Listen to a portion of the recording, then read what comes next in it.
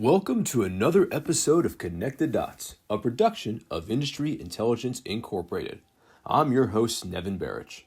You know, when I was talking to my boss about potential topics for this episode, one of the ideas she gave me was to discuss food and beverage trends for 2022. Now, I get why this suggestion was made. This is, after all, the time of year where there's story after story after story about the possible trends we'll see in the new year in just about every industry known to man. But I'll be honest with you, I hate trend stories. I really do. You know why? Because these stories are all smoke and mirrors. They allow you to come up with snappy headlines and cute copy and include pretty photos of things like charcuterie boards. Trend stories, in my opinion, are by their very nature stupid. Because at the end of the day, none of us in food and beverage really know what's going to be the hot topic coming down the pipe. We don't know if more people are going to eat vegan cheese or gourmet cookies or favor products that feature specialized yeast. And I confess, I'm a hypocrite here, because I myself have written trend stories in the past. I've given my 2 cents before as to what people will be eating and drinking in the new year. But you want to know the truth? I didn't have the first clue what the new year would bring. I only wrote the articles because A, everyone else was, B, they're easy to write, and C, no one cares if you're wrong. So yes, trend stories are useless. Except one. This year, there is one, just one, food and beverage trend you can be sure of seeing. And it's this. Prices are on the rise. Coca-Cola, Unilever, Mondelez, Nestle, and General Mills are among the CPGs to recently announce price increases as they face a jump in expenses for ingredients, manufacturing, packaging, and transportation. The pressure for these companies is coming from all sides.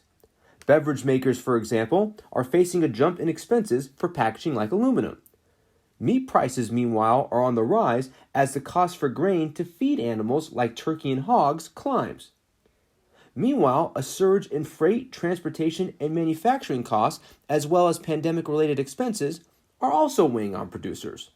Quote, before, we might have seen price increases because of a certain raw material or feed for animals, but we've never seen this perfect storm hit packaging, transportation, cost of goods, all of the above, while at the same time we have certain overarching issues that the industry is coping with, like sustainability. Close quote, said Phil Lempert, a food industry analyst and editor at supermarketguru.com. Quote, it's a mess. It really is. And as a result, the money has to come from somewhere. End quote. And it's not just retail prices that are going up. Restaurant prices, especially fast food, are going up as well, as costs skyrocket for staple ingredients like chicken breasts, eggs, and pork.